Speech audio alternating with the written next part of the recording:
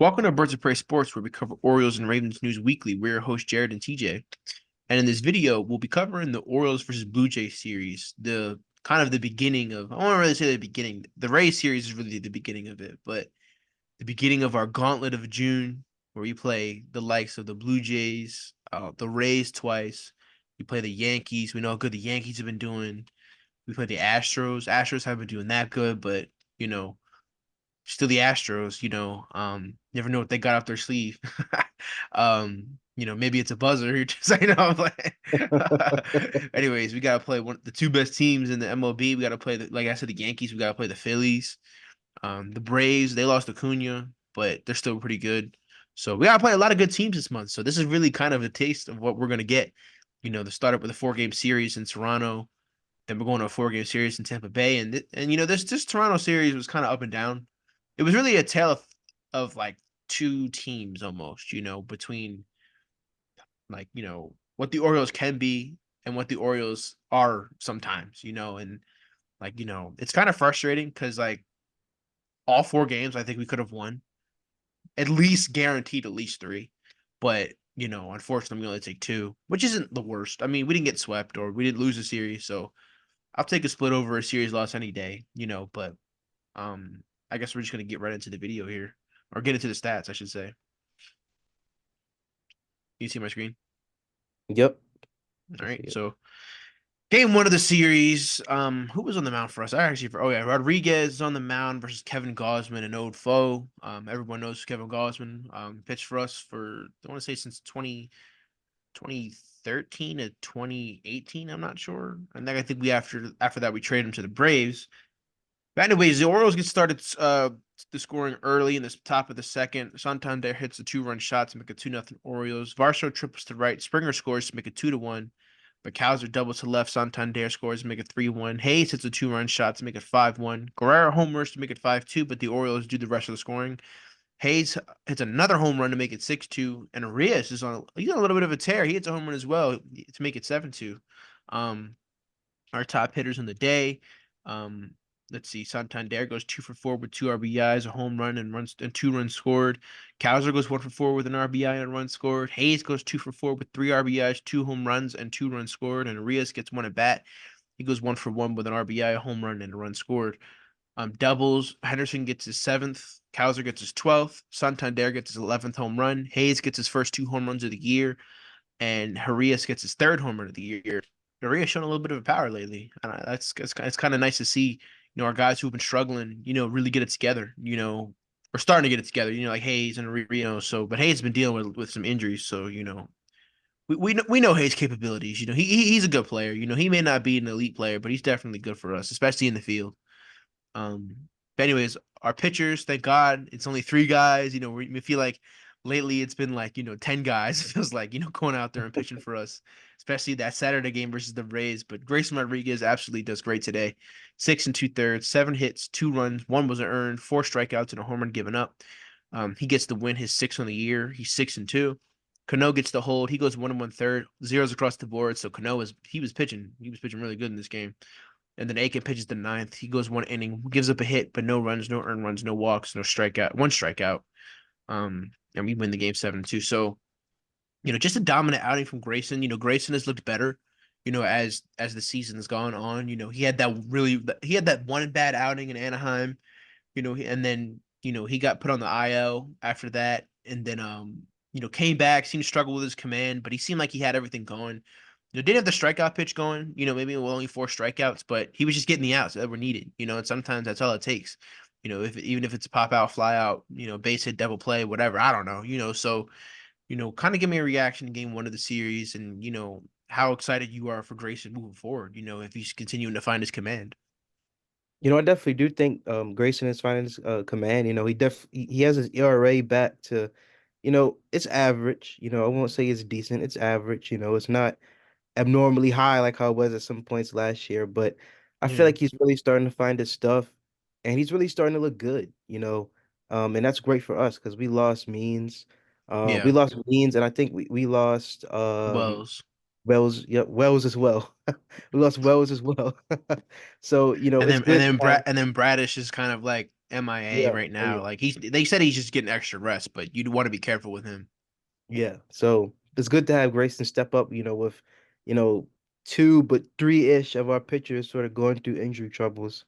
And in terms of, just our offense, we really won off the home run ball today. I feel like, Santander hit a home run. Can you go up? Look, can you go to the scoring? So Santander hit a home run. Hayes hit a home run. But something that still is concerning me is the runners in scoring position. So, this game we won off the home run ball, but when we still have runners on base, we can't, drive them in. And that's going to be a problem because what if later on down the season, your home run balls aren't working? And then you're getting in positions where you have the bases loaded and you can't get a hit to score a run. We've seen us, be incapable of doing that in games earlier this season. Even the Rays series that we just played, we had bases loaded. We could have won the game. We couldn't get anybody in. So, it's good that our home run ball and our bats were good enough for this game, but that runner's in scoring position, 1 for 7, is just not something you want to see. Really, it's atrocious, honestly.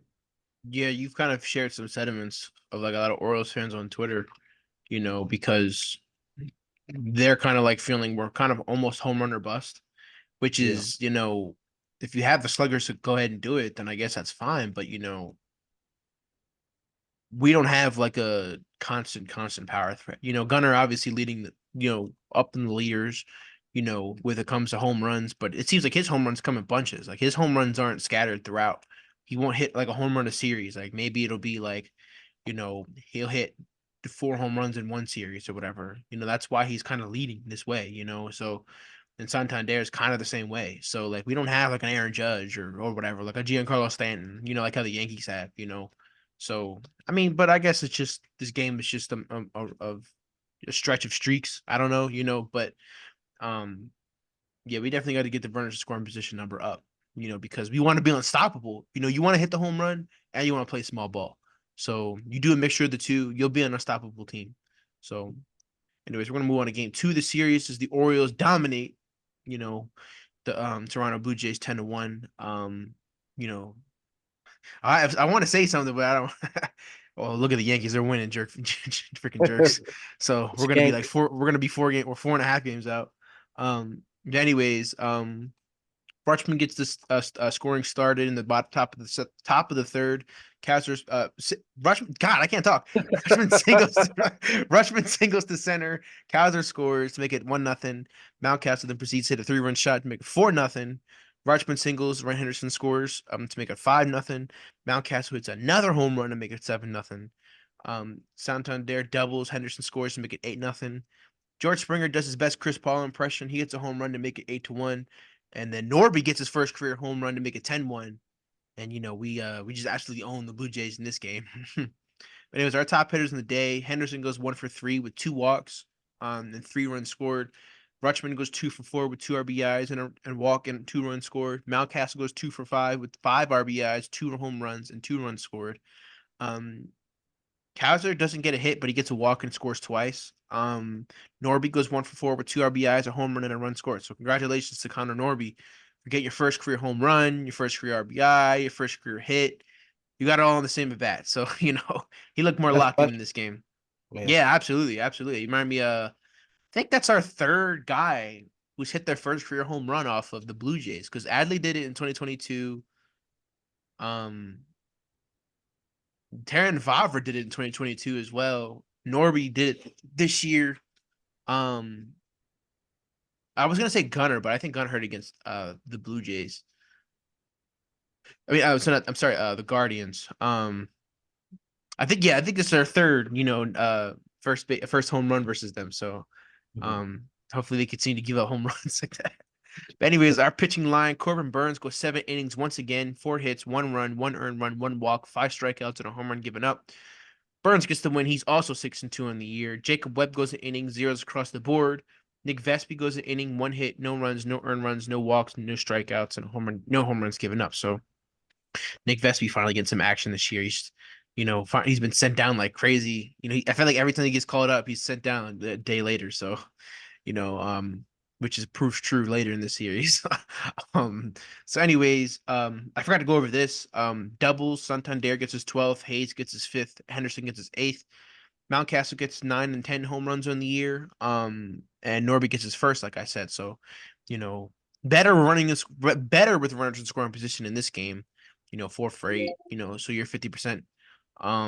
But I think really the MVP of this game is kind of shared between Mountcastle and Burns. Obviously we know Mountcastle's just torched the Blue Jays over his career, but then Burns, he just shoved tonight. It finally feels like we're getting some run support. He's pitching good. The strikeout numbers aren't that high when he's just getting out, just like Grayson did. So, kind of give me your reaction to game two as you look at these stats here. This is like the perfect game. These are the type of games that we want Burns to do. Kind of go deep. Have those seventh inning games where, he's able to just, get as much pitches as he can. Really work his stuff. And just give our bullpen some rest. We're not using like, 5 to 6 guys, just having, basketball 6-man lineups, NBA Like awards. how the Blue Jays look. Yeah, yeah, they're having like NBA awards and all that there. So, you know, that's something that we don't want. And, I'm glad that we're able to do that in this game. I mean, we had great pitching as well as great run support. I didn't like how you mentioned the runners in scoring position. We were much better in this game. 4 for 8, that's 50%. That's great. That should be the number that you aim for each game. And we also got, those home run balls, Mountain Castle as well, and Connor Norby. So just a great marriage of run support and pitching in this game. I mean, this is like one of the perfect Oriole games of the season so far. And also look at the ERA for Burns, 2.26. He's really killing Yeah, it this year. He has to be he has to that's be an in a Cy exceptional Young. ERA. Yeah, he has He, an exceptional ERA. he has to be in the Cy Young, rankings, however they are so far. So Yeah, he has to be up there. yeah, absolutely. Corbin Burns he's just as advertised. Let's be honest. Because you know I was worried when we got him. I was happy when we got him, but the one thing I was worried about was like, what if he just doesn't perform? Like the lights maybe are too bright for him, or you know he just doesn't pitch good. For us, like I was worried about that. Because they were saying he had first half struggles last year, figured it out in the second half. I'm like, what if he just struggles with us, and then we don't give him a contract and he balls out somewhere else, But he's been just as advertised, to be honest, Yeah, yeah. getting betters out, getting deep into games. He doesn't have a complete game in his career, so I want to see him get one with the Orioles this year. So, and he I mean former Cy Young winner, so maybe he can win one for us too. Yeah. So, anyways, we're gonna move on to game three of the series. The Orioles unfortunately do drop this game 3-2. Um, let's see. We get started in the second inning. Actually, Santander hits a home run to make it 1-0. Arias doubles to make it 2-0. The Blue Jays answer right back in the bottom of the second. Kirk hits a sacrifice fly. Springer scores to make it 2-1. Isaiah Kiner Falefa hits a RBI single to tie the game at 2, and then he winds up walking it off in the bottom of the ninth to have the Blue Jays win this game 3-2. Our top hitters in the day, O'Hearn goes 2 for 4. Santander goes 1 for 3 with an RBI home run, a walk, and a run scored. And Arias goes 1 for 2 with an RBI walk and a run scored. So doubles in the day. Arias gets his third of the year. Santander gets his 12th home run of the year. Um, let's see, but Suarez pitches this game for the Orioles. He goes 5 innings, 5 hits, 2 runs, 2 earned runs, 1 walk, and 4 strikeouts. Jacob Webb goes an inning, 2 hits, no runs, no earned runs, no walks, and 1 strikeout. Danny Coulomb goes an inning, zeros across the board with 1 strikeout. Junior Cano goes an inning, zeros across the board with 2 strikeouts. And then Craig Kimbrell gets the loss. He's 4-2 in the year. He goes 1/3 of an inning, 2 hits, 1 run, no earned runs, no walks, and no strikeouts. So maybe not the best outing for Kimbrell. It kind of got dealt a bad luck there. With I think it was a leadoff single. Then there was like a drop ball by Mountcastle at first base that events the run of the second. Kirk then advanced in the third, and then IKF eventually just brought him in. So the offense just disappears after the second inning, and this is kind of what me and you were talking about. The runners in scoring position wasn't that bad. Maybe it's 1 for 4. Obviously maybe we could have brought in more runs, but you know, just didn't seem to just get on base a lot. It just felt like it was just quick 1, 2, 3 innings over and over again after the second inning. And Jose Barrios, he seems to have our number in the first place. So it's not like that surprising, but you know, I don't know, like just we can't have the offense fall asleep like this for the rest of the game after scoring in the second inning, you know. So um kind of give me something I want to bring up though is Albert Suarez has been very good for us this year. Obviously that 1.83 ERA, in his first like 6 or 7 starts. He's looked pretty good, but he doesn't seem like a guy who's going to give us a lot of length. You know, he seems to get a lot into deep counts. He's already at 80 to 90 pitches in the fifth inning. Like, you know, how much would you be opposed to getting a starter and having Suarez be a long man? Because Suarez doesn't seem like he can go past 5 innings for us.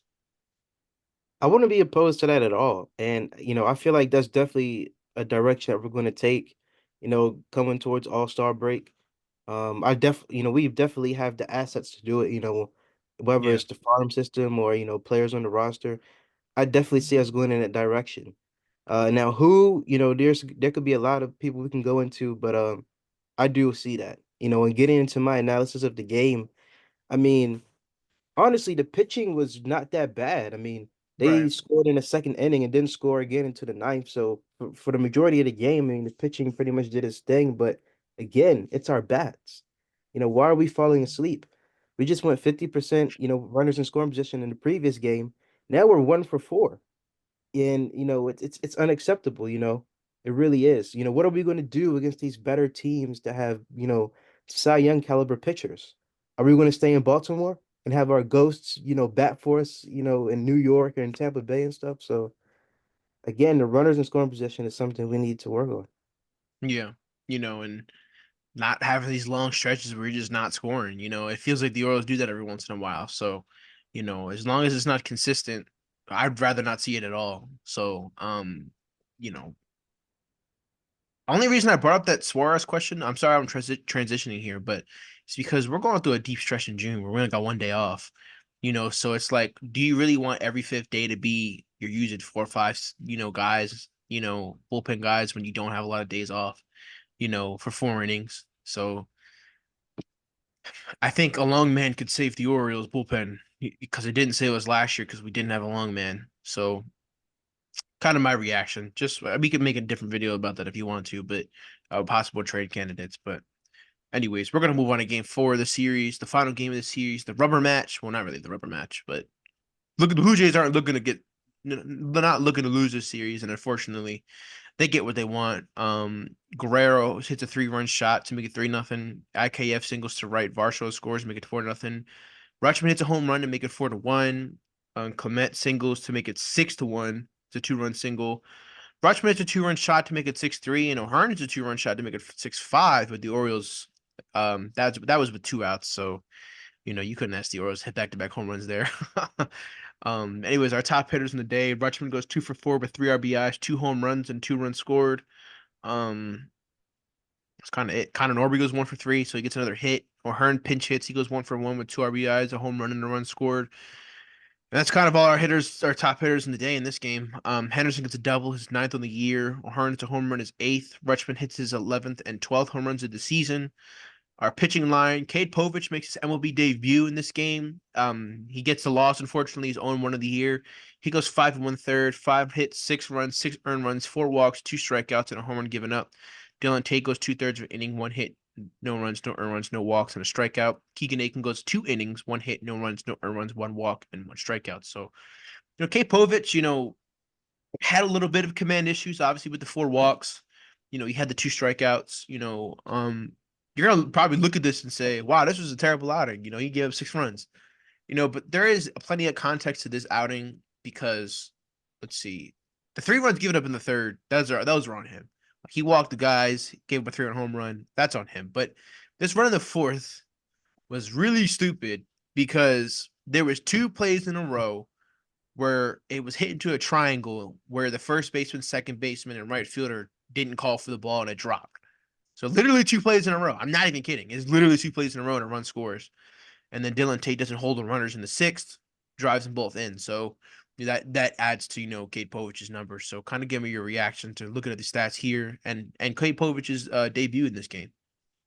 It's definitely unfortunate, having not having your infield and outfield kind of back you up. Yeah. on back-to-back plays like that, kind of, makes your stats look bad and just on paper makes you look bad. But, you know, Grayson started out kind of shaky too, and there was some context to some of his starts too. And we see how he's progressed now.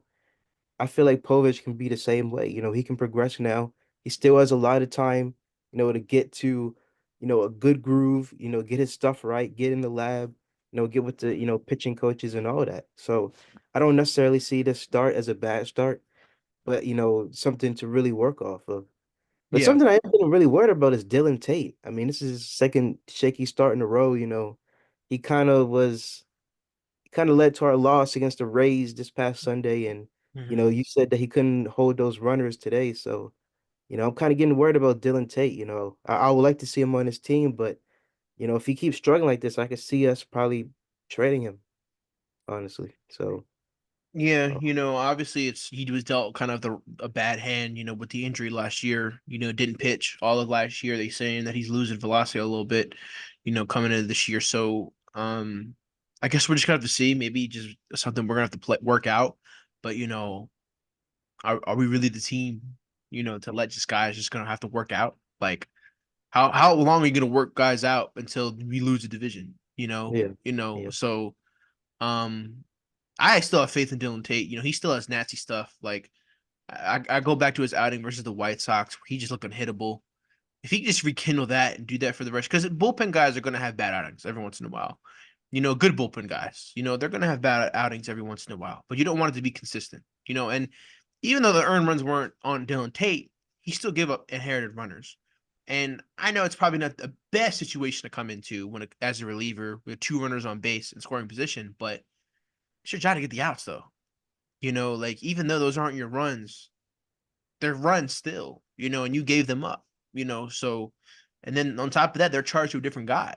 So, you know, it sucks, but you know, I don't know. I feel like we could have at least won 3 games in the series, so it's kind of yeah, irritating. And we should have swept the Rays series.